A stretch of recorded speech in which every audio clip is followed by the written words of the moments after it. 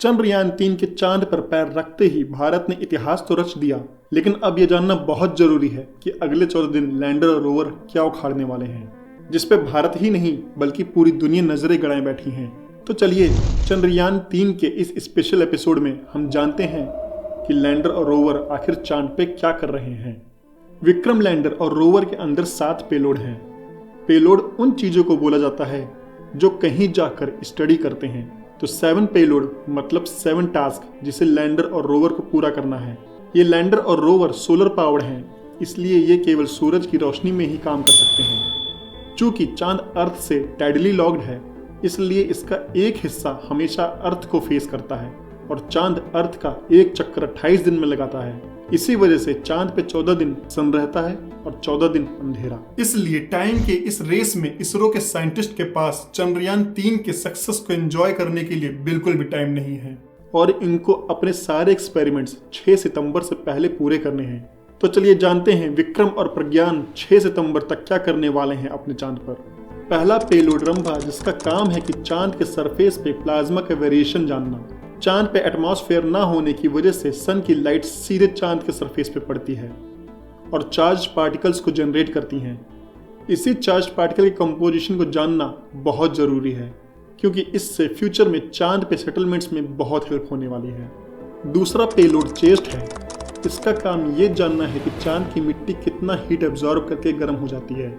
ये probe 10 centimetre whole बनाकर यह चेक करेगा कि जैसे जैसे जमीन के नीचे जाते हैं वैसे वैसे टेम्परेचर कैसे वेरी करता है। इससे मून के इंटरनल सरफेस की हीट कंडक्शन का पता चलेगा और फ्यूचर में अगर केव बना के रहा जाए तो टेम्परेचर किस तरह से मेंटेन रहेगा। तीसरा पेलोड इल्सा है। इसका काम है चांद पे भूकंप को मेजर करना। इसका कारण भी आप समझ ही चुके होंगे कि ये कितना जरूरी है अगर फ्यूचर में चांद पे सेटलमेंट्स करना होगा तो। फोर्थ पेलोड खुद नासा का है। LRA पेलोड की मदद से ये पता किया जा सकता है कि लाइट को रिफ्लेक्ट करके आने में कितना टाइम लगता है। चांद की दूरी इसी रिफ्लेक्टर से पता की जाती है अभी तक, पर अब एग्जैक्ट मेजरमेंट के लिए बहुत जरूरी है कि पता लगाया जाए कि चांद के प्लाज्मिक एटमॉस्फेयर में लाइट की स्पीड क्या है। इससे अब फ्यूचर मिशंस में चांद को लोकेट करना और उसकी दूरी पृथ्वी से जानना बहुत आसान हो जाएगा। फिफ्थ पेलोड LHDAC अपना काम ऑलरेडी कर चुका है। ये कैमरा मून के सरफेस के पिक्स लेकर लैंडर को कम्युनिकेट करता है कि कहाँ लैंड करना है। लैंडर ऑफ कोर्स एक फ्लैट सरफेस पे लैंड करना चाहता है। LHDAC ने बखूबी अपना काम करके विक्रम को सॉफ्ट लैंड करवाया है। सिक्स्थ पेलोड AP एक्सेस का बहुत ज्यादा इंपॉर्टेंस है।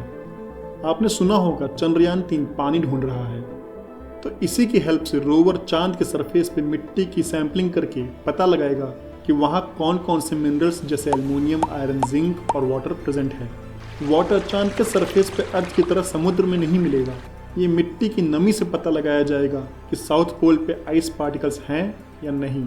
सेवेंथ और लास्ट पेलोड जो रोवर पर लगाया गया है उसका नाम है लिप्स। इसका सिंपल सा ये काम है कि मिट्टी में कौन कौन से मिनरल्स कितने अबंडेंस में प्रेजेंट हैं, यानी एल्युमिनियम कितना % है, आयरन कितना % है और पानी कितना % है।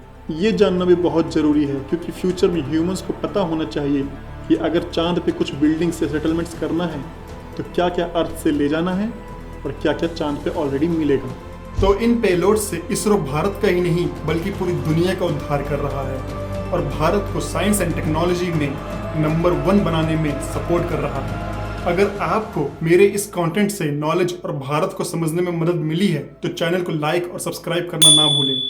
मुझे इंस्टा पे भी दिए गए लिंक पे फॉलो कर सकते हैं। इससे मुझे इस तरह के वीडियोस बनाने में और मोटिवेशन मिलती है। तब तक के लिए धन्यवाद।